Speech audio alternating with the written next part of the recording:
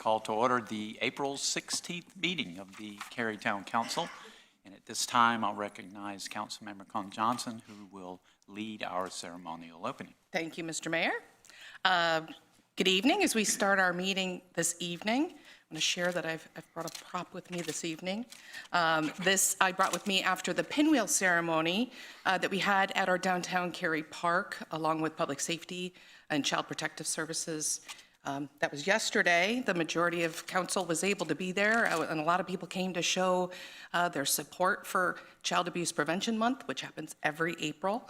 So I just wanted to share, in case you see these pinwheels around town, they're a symbol that's supposed to represent how childhood should be experienced, which is carefree. So when you see them, just know that it's in that spirit that they were planted. In preventing child abuse, that's not the work of any single agency or any single profession. It requires all of us, our neighbors, educators, families, the community members, and we all need to be engaged and really, really intentional. So I wanted to thank everybody for really getting into the spirit of the prevention angle of what Child Abuse Prevention Month is all about. I'm really proud of Cary, what we've done this year. We've lit up the Cary Arts Center blue for this week, so if anybody saw that, that's why. I was really thrilled that staff took the time to do that, so I thank you for that. And I encourage anyone to take a moment this week and maybe reflect how you could be a part of the fabric of those that work to protect our most vulnerable, which are our children. Okay, and so that, please join me in the Pledge of Allegiance. I pledge allegiance to the flag of the United States of America and to the republic for which it stands, one nation, under God, indivisible, with liberty and justice for all. Thank you, Carissa. First order of business is to adopt the agenda. We've received a request to move the Child Abuse Prevention Month proclamation to our April 30th meeting. We look forward to having the Safe Child nonprofit organization here with us at that time to receive the proclamation. Is there a motion to approve the amended agenda? So moved. Second. There's a motion and a second. Discussion. All in favor, please say aye. Aye. Any opposed? Motion carries unanimously. We now move to recognitions, reports, and presentations, and we have a few this evening. But before we get started, I want to recognize a group of young men and women, maybe young men. Troop 200 Cary, North Carolina Scouts are attending the council meeting tonight for their Citizenship in the Community Merit Badge, and they will be leaving at 6:30, so we need to recognize them now. If you would please stand up.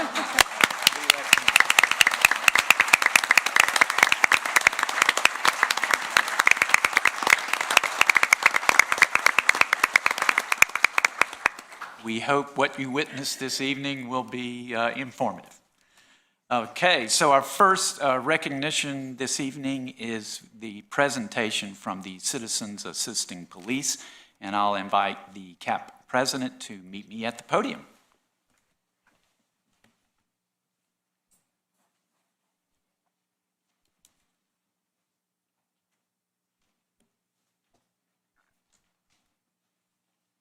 Thank you for being here. So for folks that don't know what CAP is all about, this is a group of volunteers. They're close to one-on-one with every police officer, I think. I don't know if you've quite reached that, but you're pretty close. And they volunteer to do things that don't require police training to do, but they have training, and they're very smart, and they're very involved in our community, and they do things like child seats. And I have a grandson, I can tell you, I could use your help with the child seats. This just baffles me every time. But they do a lot of other important work with us, and that actually saves tax dollars. Not only is it a benefit to our community, but it saves tax dollars. And they're going to talk about how that saves and helps our community this evening. I'll turn it over to you. Mr. Mayor, ladies council personnel, I'd like to, first of all, my name is Sandy Kromenacher. I'm the president of CAP. We have several members, CAP members, if you'd stand up, that's with us tonight. These are our volunteers.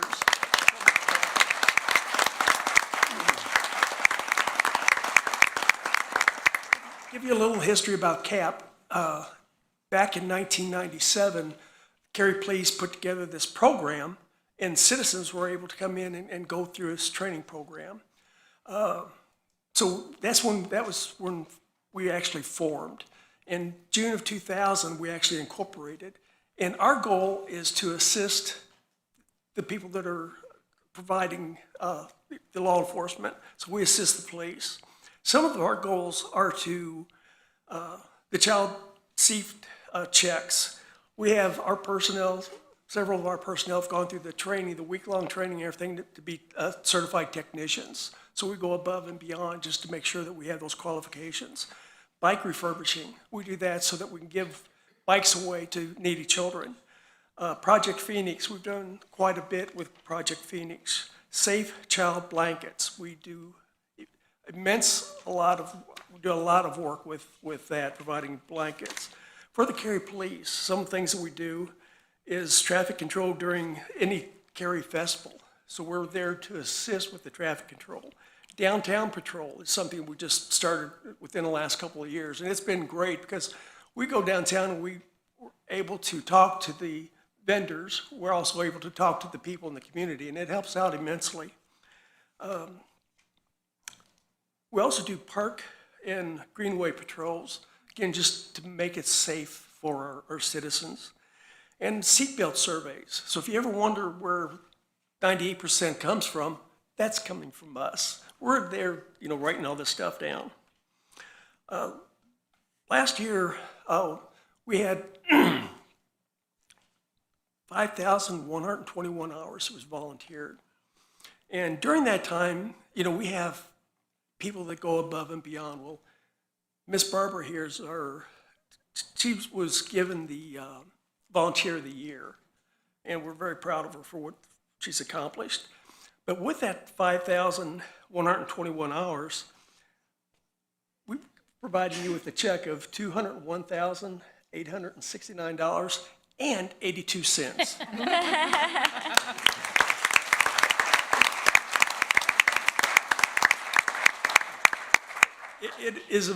It's an honor for us to assist you and the citizens of Cary and the police officers. Thank you. Thank you. Let's show these people this check. It's a real big check. They deserve a raise.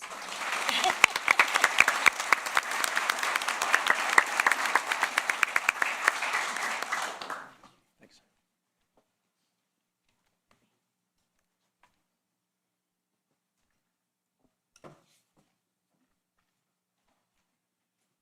Always nice to receive checks rather than write them.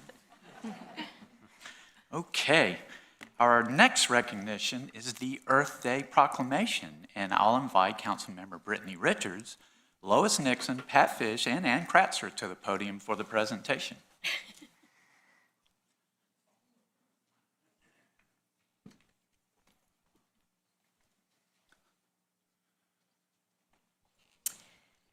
Thank you so much, Mayor. Well, I am so honored to be the council liaison to our Environmental Advisory Board. And as a Cary resident who appreciates how clean and green Cary is, it is my honor to read my very first proclamation as a council member, recognizing the fellow residents who contribute to all of that hard work. So thank you for being here tonight. And with that, designating April 2026 as Cary Earth Month 2026. Whereas Earth Month is a time to reflect on our shared responsibility to protect the planet and take meaningful action to preserve our natural resources. Whereas Cary's Earth Day celebration is proudly held in conjunction with the Spring Days Arts and Crafts Festival, where green festival practices are promoted and visitors are encouraged to reduce waste, participate in composting, and connect with environmental experts at Earth Day Lane, a vibrant area filled with environmental experts and volunteers committed to protecting our land, air, and water. Whereas since 1977, civic-minded volunteers, also known over time as the Friends of the Page Walker, Cary Garden Club, and Cary Women's Club, have played a vital role in preserving and enhancing the landscape surrounding the Page Walker Arts and History Center. Whereas through decades of service, these volunteers have created and maintained the Ann B. Kratzer Educational Garden, the Page Walker Pollinator Garden, and the Children's Sensory Garden, spaces that support environmental education, pollinator habitats, and hands-on engagement with nature. Whereas the work of these volunteers has meaningfully contributed to the historic Page Walker site by adding beauty, educational value, and environmental benefit, enriching the experience of all who visit. Whereas Cary Town Council members, staff, and the entire community extend their sincere appreciation to the Page Walker Grounds volunteers for their decades of service, stewardship, and lasting contributions to Cary's natural and cultural landscape. Whereas Cary approaches all service and operations with a guiding ethic of sustainability, innovation, and collaboration. Now, therefore, I, Brittany Richards, Cary Council member, on behalf of the Cary Mayor and Council, do hereby proclaim April 2026 Cary Earth Month 2026, and I encourage everyone to join our Earth Day celebration at Bond Park on Saturday, April 25th. Proclaimed this 16th day of April 2026.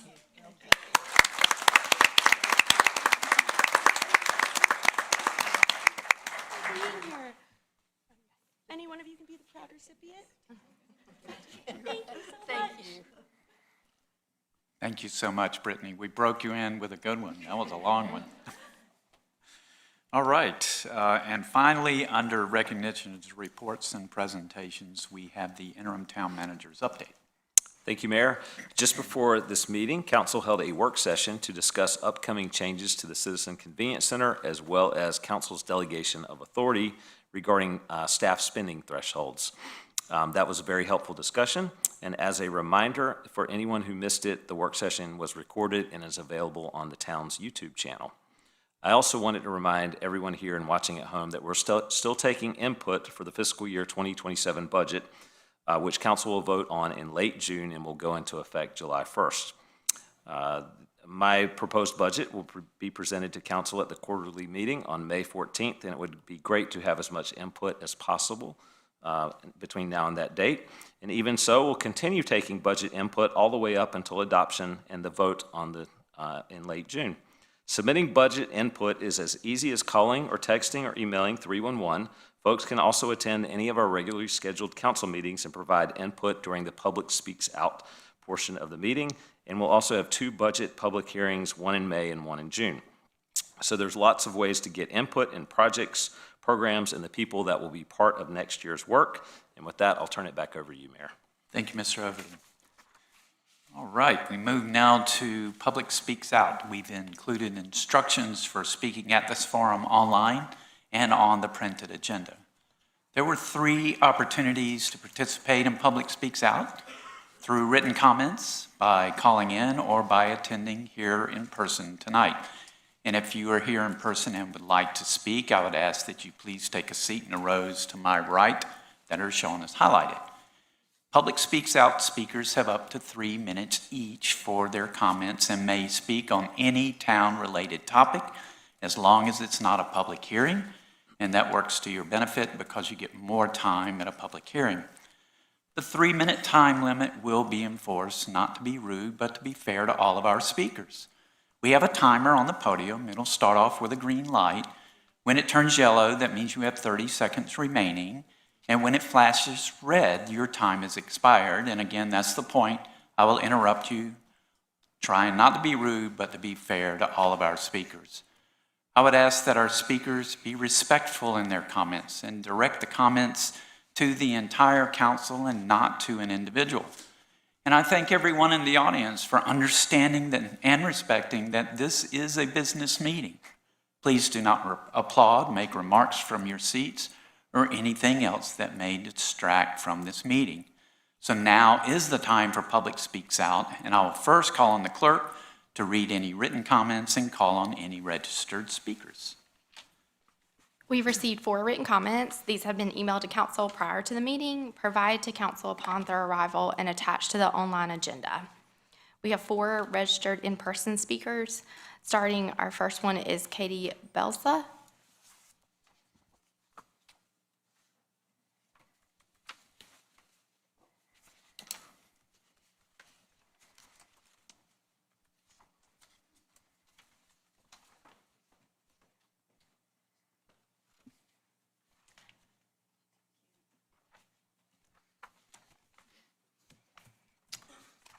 Let me know when I'm good to go. Good evening, everybody. Thank you so much to the council for having us tonight. My name is Katie Belusa. I am a very proud Cary resident, and I am also the Senior Director at the American Heart Association here in the Triangle. I also hold a master's degree in public health and have over a decade of experience in the public health field. And so those two perspectives, really help shape the work that I do today, which is currently community investment as well as public health. And my role is really centered around building partnerships across the region. I work with local governments, we work with schools, businesses, nonprofits, all who have the same goal in mind, which is to make the Triangle and specifically Cary a healthier, more vibrant place to live. And so I'm here today because clean, safe air is a foundational investment for community well-being, especially for our young people. Tobacco is often viewed as a solved problem, but the data tells us otherwise. Nearly 13% of Wake County residents continue to smoke regularly, and even more alarmingly, more than 1 in 5 high school students in Central North Carolina currently use electronic or e-cigarettes.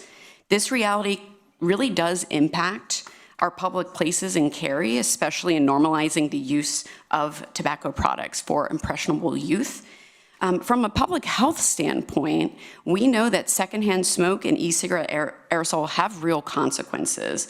From a community development standpoint, that exposure really can undermine the work that we are doing to make our environments healthier and to make our shared spaces where people can learn, work, and gather safely. Even today, more than 20% of non-smoking adults nationwide are still exposed to secondhand smoke, and that is just not aligned with Cary's values or its vision for the future. There is no safe level of secondhand exposure to smoke, and that does include e-cigarettes. This exposure can increase the risk of serious health conditions, such as cardiovascular disease, which is the #1 killer of men and women in this country, as well as respiratory illnesses and cancer.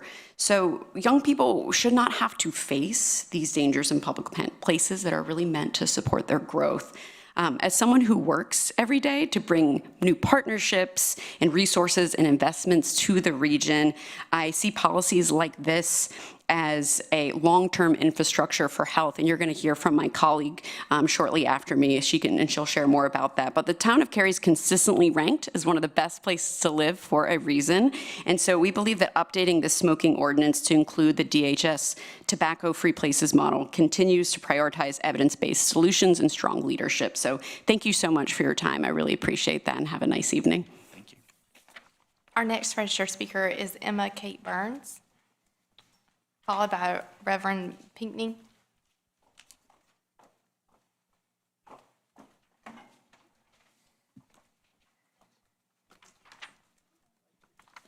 Hello, members of the Cary Town Council. Thank you for the opportunity to speak today. My name is Emma Kate Burns, and I am the Director of Government Relations for the American Heart Association in North Carolina.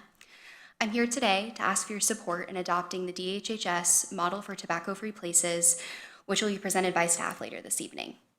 I want to start by thanking the council for taking up this important issue, especially Mayor Pro Tem Bush. The existing Cary ordinance on smoking was drafted in 2007. At the time this was drafted, you could smoke in bars and restaurants in North Carolina, and e-cigarettes had not been sold yet in the United States. As tobacco technology and our understanding of its adverse effects on health advances, so must government regulations that protect our public health. The DHHS model will bring Cary smoke-free air into the 21st century. It will protect those who live, work, and play in Cary from the harms of secondhand smoke and aerosol, creating an environment that promotes healthier lifestyles and discourages behaviors that contribute to preventable diseases. While many of us are familiar with the harms of secondhand smoke, I want to highlight the dangers of secondhand vape aerosol as well. Secondhand aerosol can expose people who don't smoke, including children and adolescents, to nicotine, ultrafine particles, and toxic chemicals with known adverse effects on brain development and cognitive function. And this is something new that we're learning in research through the great work the Heart Association is doing. Studies have shown that exposure to nicotine during adolescence can also increase the risk of developing nicotine dependence and other substance use disorders later in life. By permitting indoor vaping, we risk normalizing nicotine use and undermine efforts to prevent youth initiation and addiction. Permitting indoor smoking and vaping in our public places sends the message that tobacco use is socially acceptable, particularly to our young, impressionable people. Normalizing smoking behavior undermines public health efforts to reduce tobacco use and combats the persuasive influence of tobacco industry marketing. The proposal before the council would move Cary forward by creating smoke and aerosol-free environments that promote healthier lifestyles and discourage behaviors that contribute to preventable disease. Thank you for your time and commitment to building a healthy Cary for all. Thank you. Thank you. Our next speaker is Reverend Pinckney, followed by Nathan Bullock.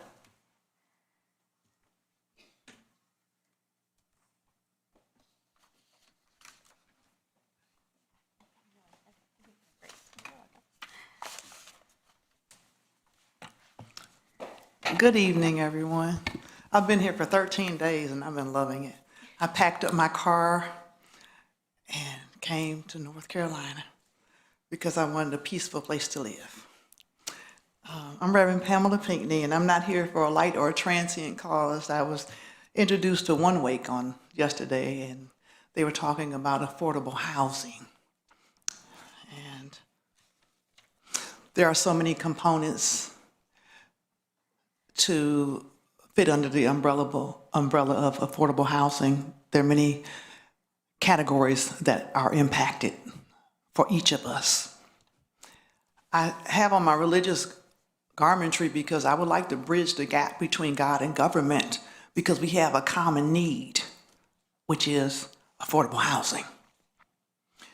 The category for affordable housing that I would like to briefly touch on is how it impacts victims of violence. I was homeless for 24 years for reporting abuse and for violation of my protection order.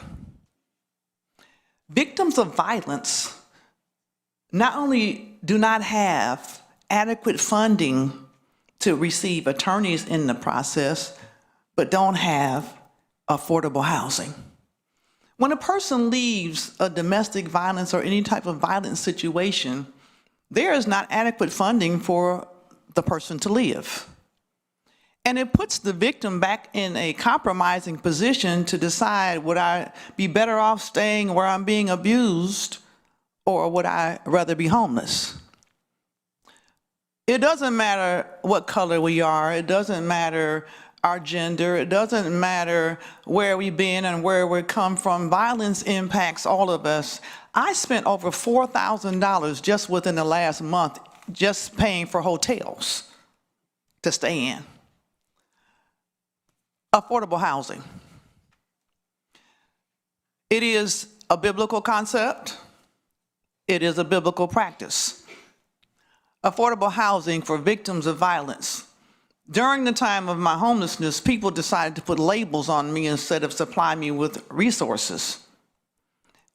But I'm here today to tell you that I would ask that this legislative body would begin to look more deeply into the impact of victims of violence for affordable housing and make landlords also accountable. Because were homeless, or I was homeless, a landlord didn't have an accountability to fix the property because they felt like I needed a place to live so they could do what they wanted to do. And we need an escrow account where landlords must put their money in from some of their rent to keep up the property. Affordable housing. Thank you very much. And have a blessed evening. And you all are so awesome down here. Thank you. Thank you. Our next speaker is Nathan Bullock.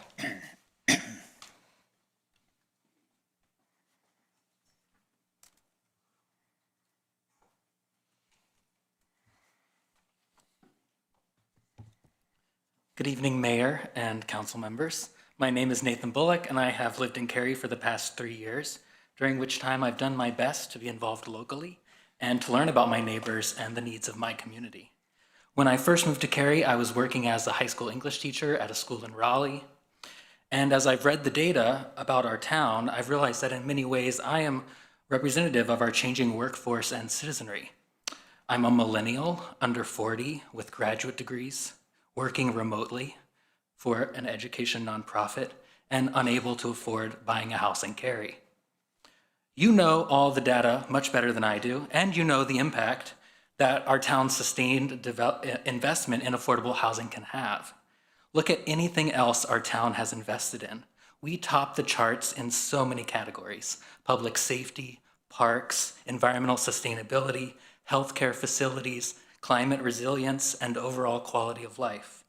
That's because each of those areas has received sustained investment from our town, alongside the precision and technical expertise of the town staff. Most of the time, I enjoy bragging to my friends about Cary, about the safety, the downtown, the diversity, the parks and greenways, the stormwater drainage, the tennis, and to my friends in New York about the fact that we already have free public buses, and we don't even have a socialist mayor. I'm proud that Cary has been a leader in all those aforementioned areas, and that Cary continues to provide a model for municipal government excellence. Let's continue that work by providing an example for investments in affordable housing. At a time when we cannot rely on the federal government to protect our fundamental rights of life, liberty, and property, the town of Cary has the opportunity to showcase what American society and democracy are at its best by providing quality of life, liberty, and affordable housing. I want to reiterate the demands that have been made by my neighbors in one wake. One, that the town commit no less than 1 penny per $100 in property tax revenue to affordable housing initiatives. And two, to commit to putting a housing bond on the 2027 ballot to further strengthen the town's ability to meet long-term housing needs. I look forward to working with all of you to accomplishing our shared goals for Cary. Thank you. Thank you. That is all our registered speakers. If you're here in the audience and would like to speak at Public Speaks Out, now's your opportunity.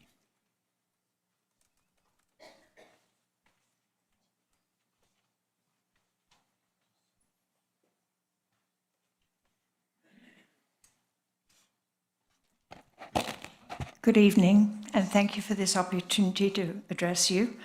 My name is Leslie Dinwiddie, and my husband and I have been residents here since 1991. Our hope is that the people who work here could afford to live here. 2 years ago, I was collecting signatures around Cary for one wake in the hope that we could make a dent in the 66,000 units of affordable housing that we needed in Wake County at that time. I approached a young man at a fruit and vegetable stand and asked him if he would sign the petition for affordable housing. He wanted to sign, but told me he was a Cary police officer who couldn't afford to live here. He lived in Johnston County, 26 miles from his workplace. I got to thinking that 10 trips of 26 miles was 260 miles per week. It was not just a whole lot of his personal time he was investing to get to and from work. It was a whole lot of gasoline. In today's market of $4 per gallon, in a vehicle that may have averaged 20 miles per gallon, we are not only talking about a lot of money out of his wages and the investment of his time commuting, we're also talking about a substantial environmental impact for us all. What we know is that every home in Wake County that is affordable, there are more than 150 households that would love to move in. These are people who work here taking care of us and our children, not just policemen, but nurses, teachers, grocery store workers, cleaners, and the list goes on, of those who commute here trying to make a living wage while serving those of us who are lucky enough to live in Cary. When I looked at the Wake Housing Data Platform, it was obvious that Cary houses the very privileged retirees. 90% of the 72% Wake County residents over 65 live in Cary. And we have higher levels of education. Surely we can use that privilege and education to help those who help us, but cannot afford to be our neighbors. And let's not forget the environmental impact. In closing, I want to say how proud we were of you when you adopted the 1 cent plus of every 100 tax dollars. We know you have exceeded it in the past. However, it is so disappointing that it is now under the threat of a reduction. Please don't let us go backwards. Have us help our helpers. Thank you. And would One Wake supporters please stand up? That's a bunch. Thank you. Thank you. Next speaker, please. Anyone else?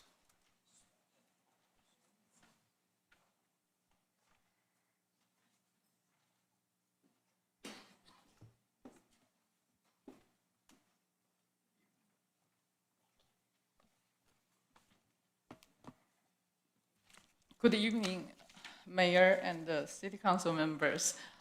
My name is Hong Zhou. I have been living in Cary since 1999. 27 years passed. One thing that has not changed is our love for the city, for its beauty, natural beauty, and the street safety. And I retired a year ago, and I started to pay attention to my neighborhood. And before that, that is just a place for work and sleep, and we do not know a lot of things going on the streets. One thing that actually caught my attention is about the safety. It is not about my safety, it is about people's and kids' safety.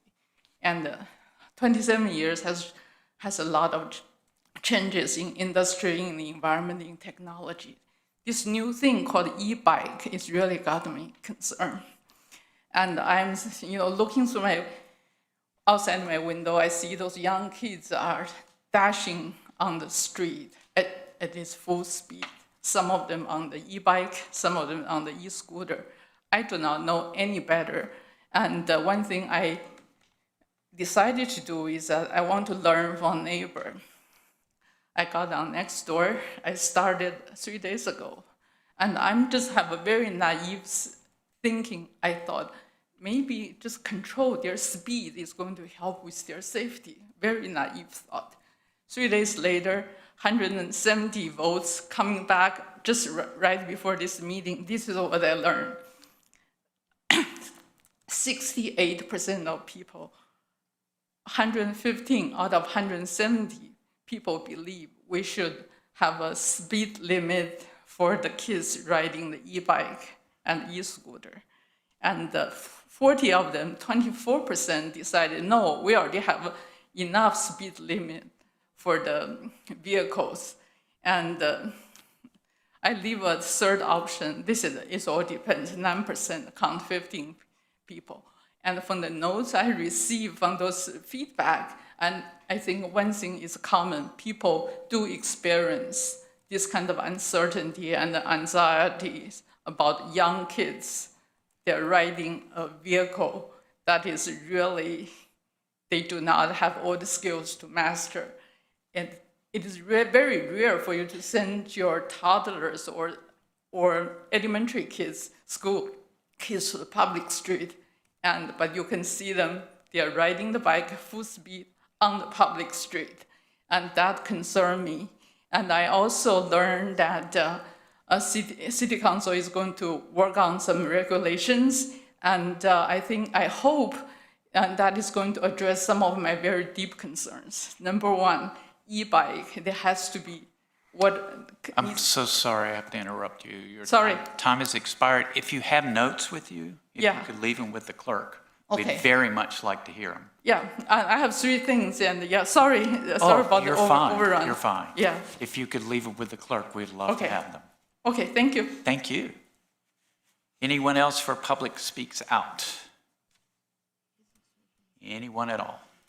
Seeing no one, we'll close Public Speaks Out, excuse me, and we'll move to consent agenda, which is item 4. If you're following along, for the benefit of people watching our meeting via streaming, I'll take a moment to review the consent agenda items. Please keep in mind that one vote approves all of these items. On the consent agenda, we have the call for public hearing for 26A02 Woodfield Walnut public hearing and minutes. Would council like either of these items pulled for discussion? If not, I would entertain a motion to approve the consent agenda. Motion to approve? Second. There's a motion and a second. Discussion.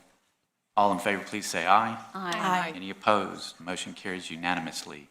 We now move to public hearings. Same rules apply for public hearings that are applied for Public Speaks Out with one exception.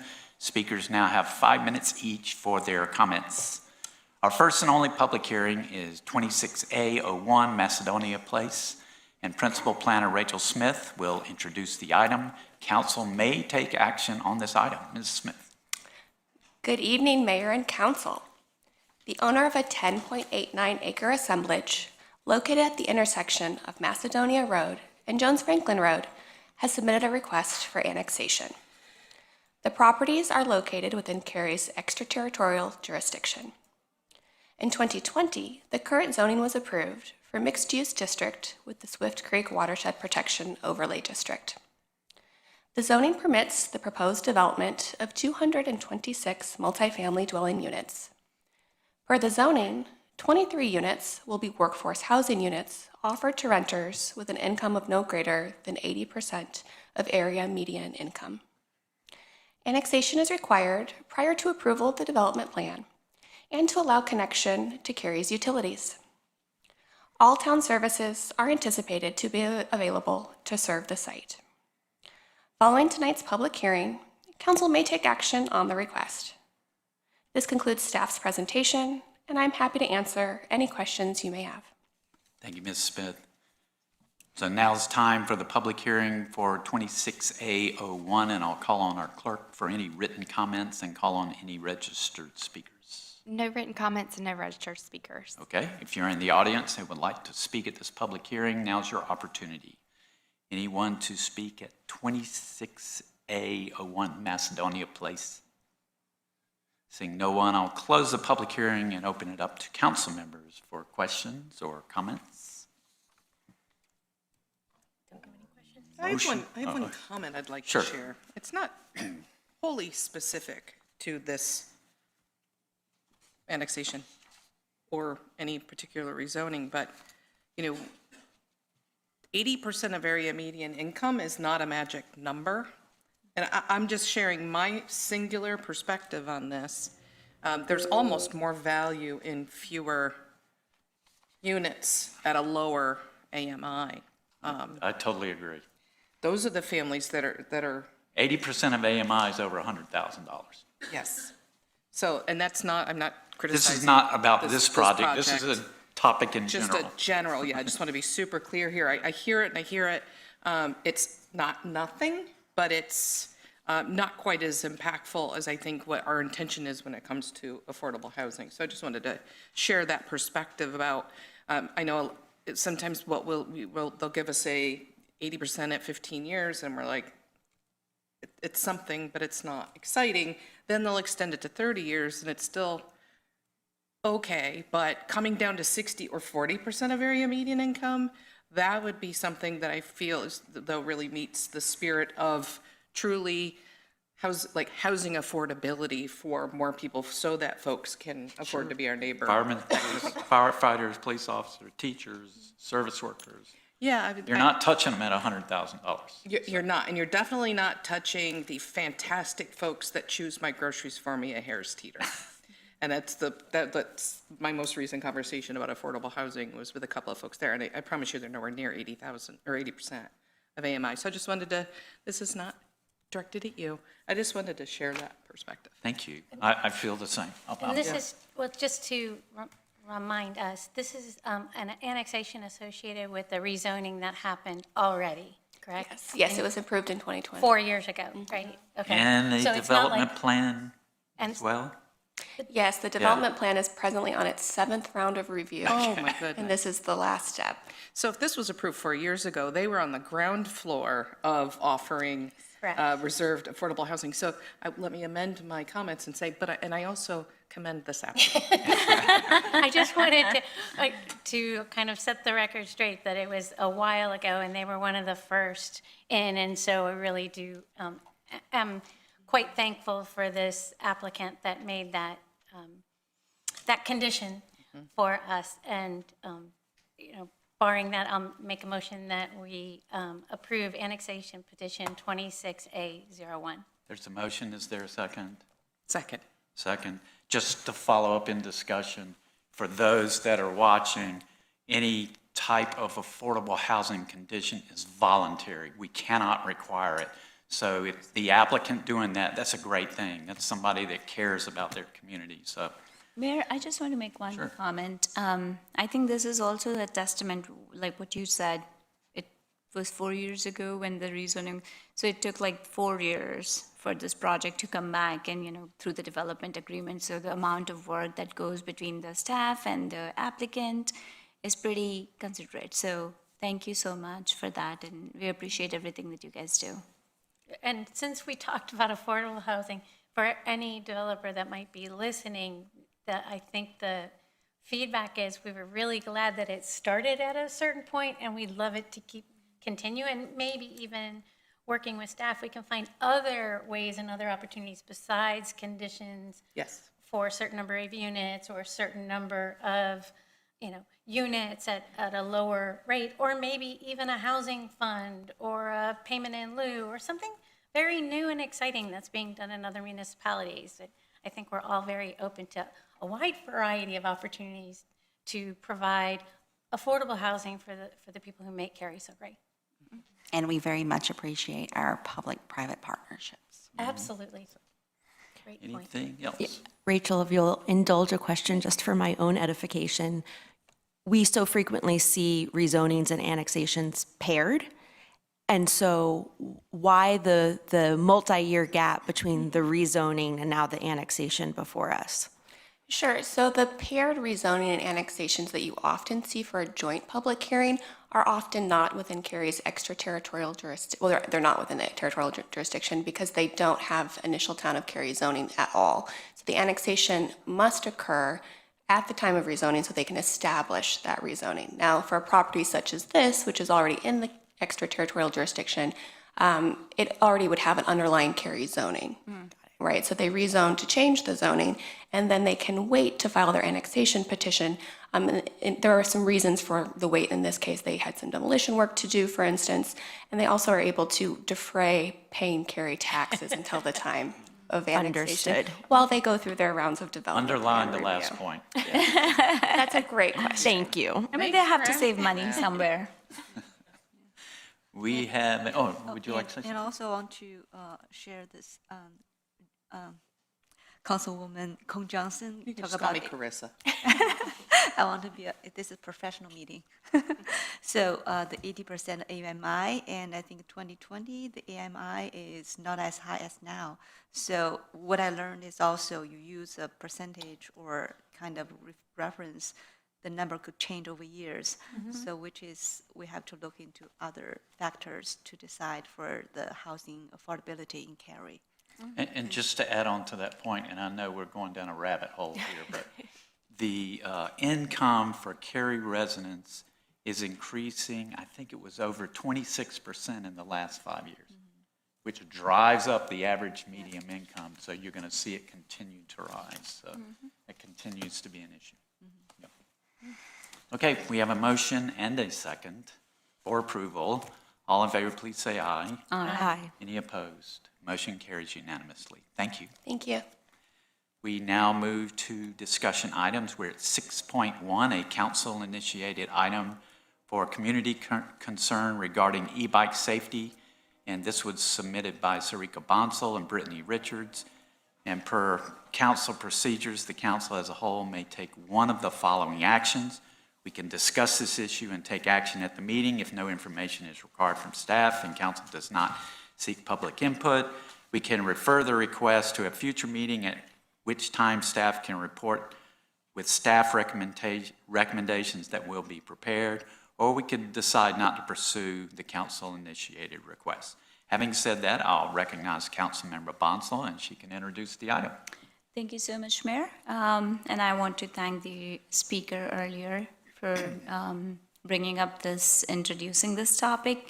And that's a testament of, that it's a real problem. And Councilwoman Richards and I, we were together in a 3x4 meeting where I brought this issue up. It's a consistent feedback from residents about the e-bikes and the safety surrounding for the pedestrians and even for the, I wouldn't say kids, some kids, but youth driving these e-bikes and, the speed of it, sometimes on greenways, sometimes on road. I personally experienced this myself. I was on one of the trails and I almost got hit by an e-bike. So it was very dangerous. And one of the roads, like we were I was out with my family once at somebody's house, and their house was literally, their backyard is like adjoining Yates Road.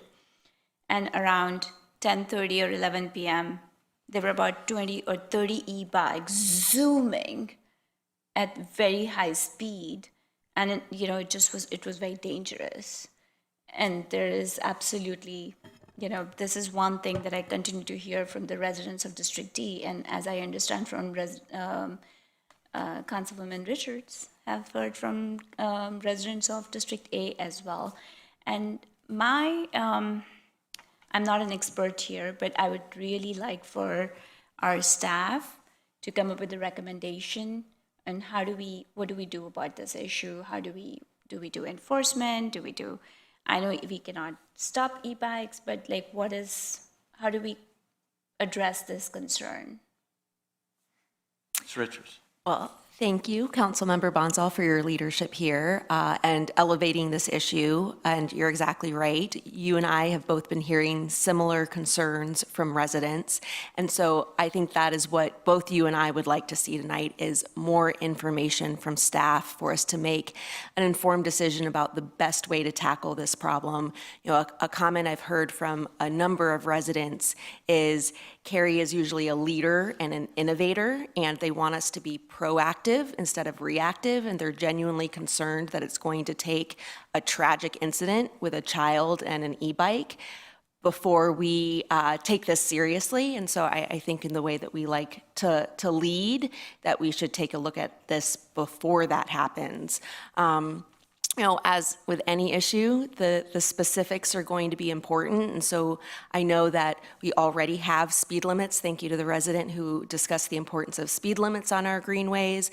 There's a big difference between e-bikes with pedals and what are actually more like motorcycles, the implications for greenways versus roadways. I know, as with most things that we tackle as a municipality, there's also some implications for authority from the General Assembly and what we're able to regulate. And like Councilmember Bonzal said, there's different approaches we can take. Is it going to be more an educational tact, an enforcement tact, a little bit of both? So I think there's a lot of options here on the table, but we need to pay attention and learn more and hopefully do something that can address these concerns. Thank you both. I could say we addressed this issue or brought it forward years ago and did a pilot 2 years ago.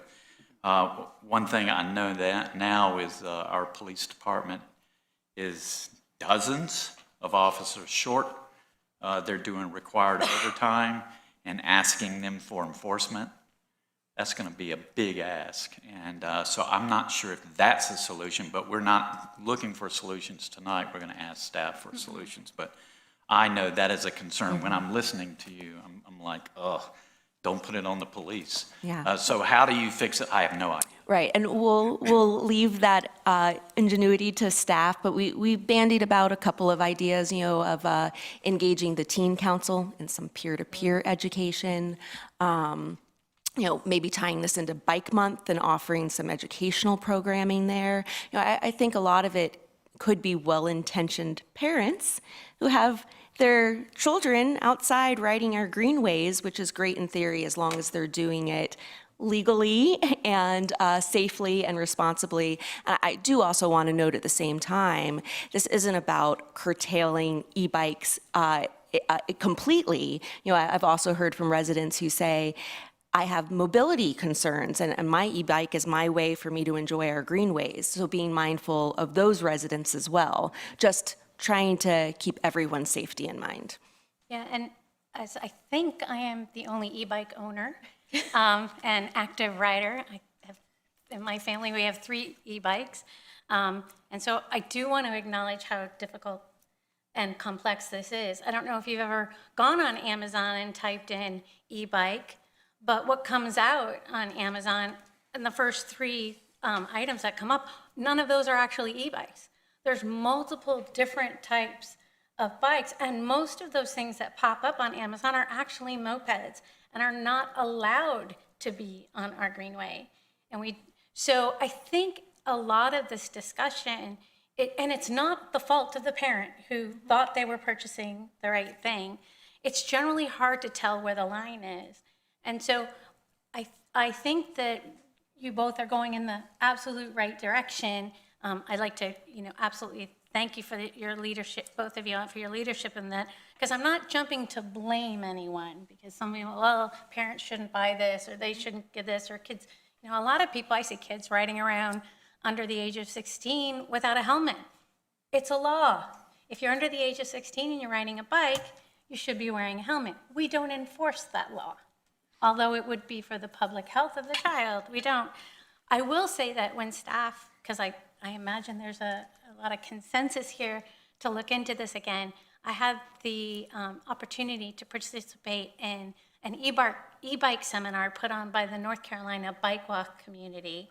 They did a full hour webinar that you can take online. And Stephen Goodrich, who is a Cary resident. Former P&Z member. Former P&Z member, was on the transportation and mobility team, actually ran the seminar, talking about the state of North Carolina, the laws, and what people are doing across the country. Because this is, like affordable housing, this is not a problem only in Cary.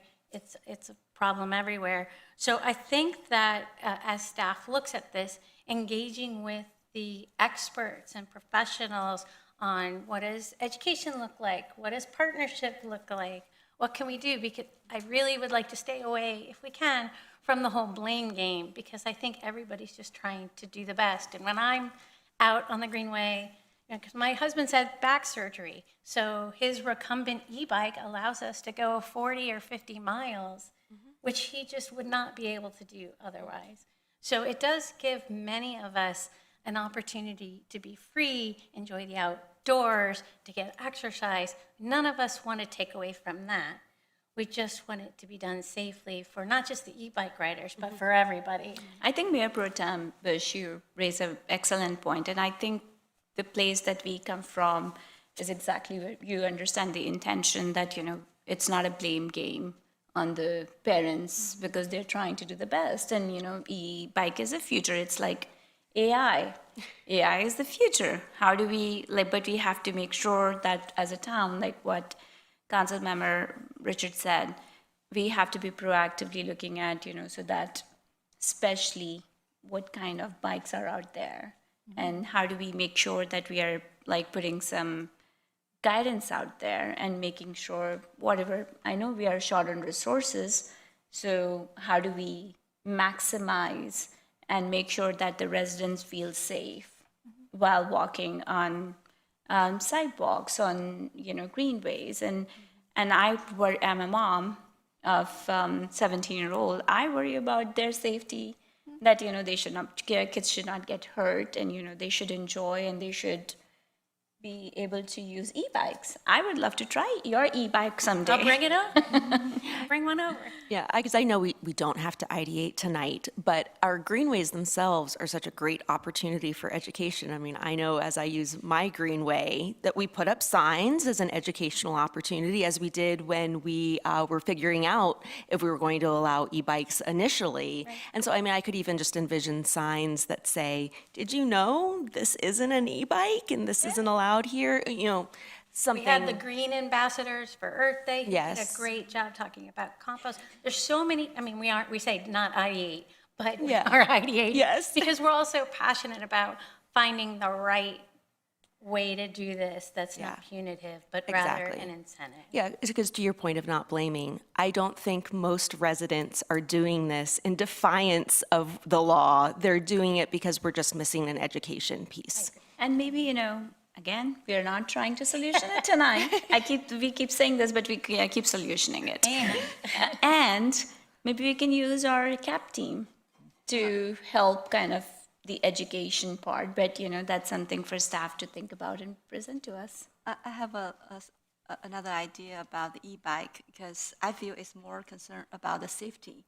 But I feel now e-bike is so popular, so we're all looking at e-bikes. But what if future we have other kind of micro transportation?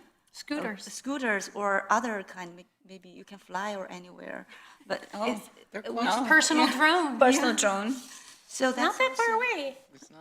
So should we focus on the transportation, the tool you use, or the way you behave? Like, which way should we target on? Because in the future, there's a new vehicle come out, and we have to put on another one, or we just.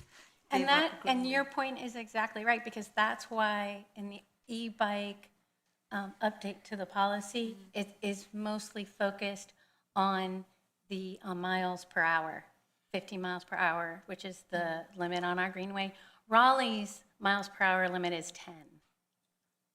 So that was a choice we made, but, you know, lots of opportunities. Maybe we should revisit that. So now, I think, do we put a motion for the staff? Yes, there are Okay. 3 options. So can I move forward? Please. Okay.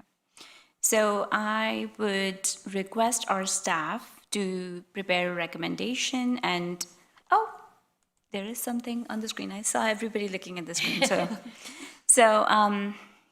I, is this I think what you want number 2. Refer Number to 2. us. Okay. So I would request and refer the request to a future council meeting at which time a staff report with staff recommendation will be prepared and presented to the council to take an action for e-bikes. There's a motion. I would amend that possibly. Okay. To say motorized or electric, But e-bike. microtransit, or something like that, because. But e-bikes are. So But do you, scooters, I see kids you want doing. scooters on the greenway? I see, no, that's what I'm saying though, but I think we need a broad policy that's not just greenways. Okay, so the policy actually removes motorized. So today, it only allows e-bikes that can be pedaled. So if you add that, that would be against the current policy. What I'm hearing is that Councilmember Cone Johnson wants what staff brings back to be more comprehensive, educational about Than all just types of greenways. transport. Yeah. 'Cause Sorry, we I have misunderstood. We have an electronic assisted and or completely motorized small mode of transportation, what'd you call it, microtransit? Microtransit. That's right, I like that. So what do you want me to? I mean, So you're asking her to amend her motion just to be more include- comprehensive? to include more than just greenways and more than just e-bikes. Okay.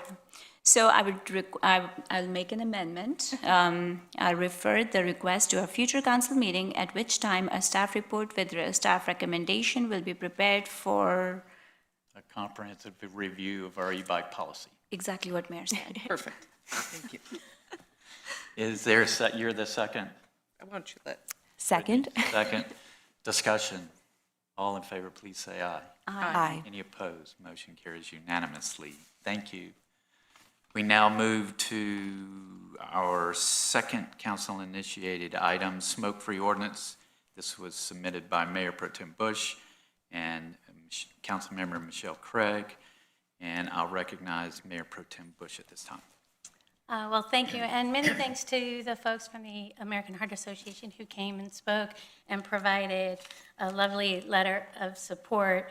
The basis of this request is to update our current smoke-free ordinance so that it includes vaping and e-cigarettes. That's really the crux of it, and the goal is to report back to council on options for updating the ordinance so that it allows with the current North Carolina state law, the current Wake County DHHS law, and we can also look at what Raleigh has done as well, because they recently updated their ordinance.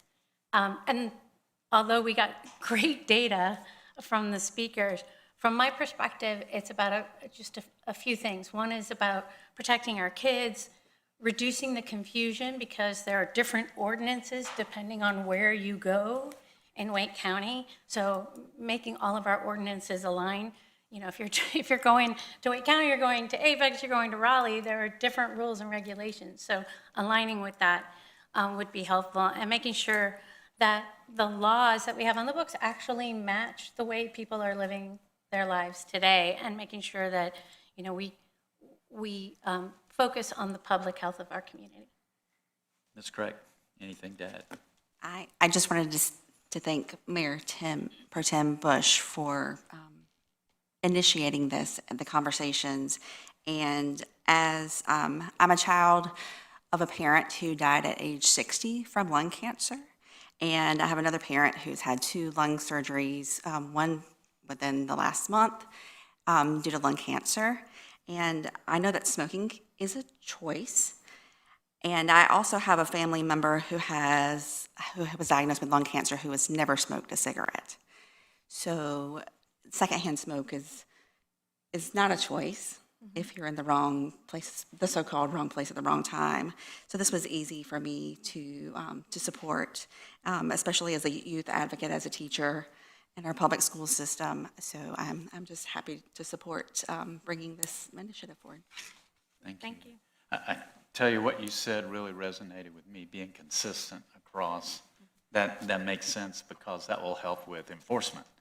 Even though things like this are really hard to enforce, but if everybody's consistent, that really helps. So. And I think sometimes we think about things like this as, well, it's just a resolution, or it's just this, but these types of efforts from a council, it's a small step, but with a really big message that Cary cares about kids.